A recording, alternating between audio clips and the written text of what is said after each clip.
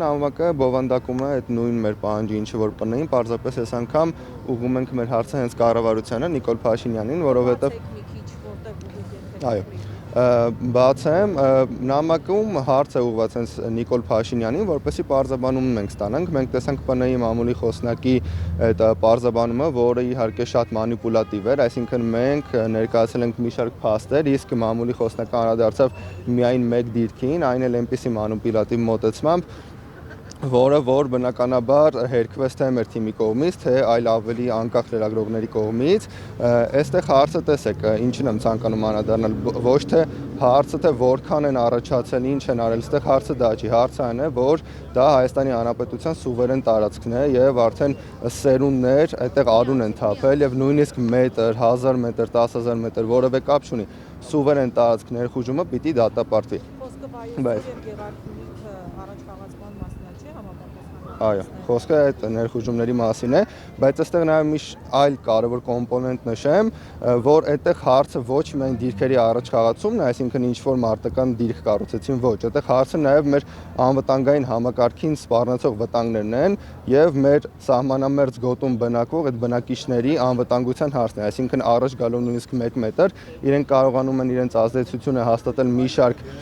այդտեղ արոտավայրերի, դաշտերի, որոնք որ այդ մարդկանց ապրուստի միջոցներն են եւ նմանատիպ ավելի տնտեսական ազդեցություն ունեցող բաների վրա, որ ընկերներս կներկայացնեն։ Նաեւ ցանկանում եմ նշել, որ այս սցենարը շատ մոտ է նույն Արցախի սցենարին 2020 թվականին, այսինքն կառավարությունը նշում էր, որ խաղաղ է, կրակոցներ չկան, բայց Ադրբեջանը իրենց ամրաշինական աշխատանքներով եւ նմանատիպ ներխուժումներով ամրապնդում էր իրենց դիրքերը հետագա ներխուժումների համար։ Էլ որտեղ եք նամակներ պլանավորում փոխանցել կամ ինչ քայլեր եք նախաձեռնում այլ։ Մենք նախաձեռնում ենք, որ այս ներխուժումների մասին մեր հասարակությանը տեղեկացնելը շարունակական են լինելու։ Սրա կարևորությունը նաև ինչու՞մն է կայանում, ոչ թե մենք այստեղ եկել ենք միայն բողոքելու կամ մեր ձայնը բարձրացնելու, այստեղ ձայն բարձրացնելու ունի մի կարևոր նշանակություն, որ հետագա ներխուժումները կանխվեն, այսինքն բնականաբար Ադրբեջանը կանգ չի առնելու այդ մի դիրքը առաջ կասնելով կամ ամրաշինական աշխատանքներ անելով, մեր նպատակը կանխել հետագա ներխուժումները, ինչ վերաբերվում է թե որտեղ ենք նամակներ ուղղելու, այս պահին կառավարություն կդիմենք կառավարությանը, հետագա արդեն նամակներ հանձնելիս տեղը կպայենք բարձրաձայնումով կանխվելու այդ ներխուժումները։ Տեսեք, այսպես ասեմ, կառավարության տեսանկյունից ոչ, բայց եթե մեր հասարակությունը տեղյակ լինի, այսինքն չմնա թմբիրում ինչպես հիմա է, կառավարության հրամցրած կեղծ խաղաղության օրակարգը, կարծում եմ, որ այո, ազդեցություն կունենա, որովհետև մեր ժողովուրդը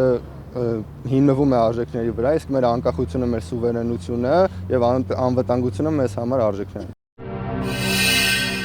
Բաժանորդագրվեք Արմադ մեդիայի ալիքներին YouTube-ում, Facebook-ում, Instagram-ում և Telegram-ում։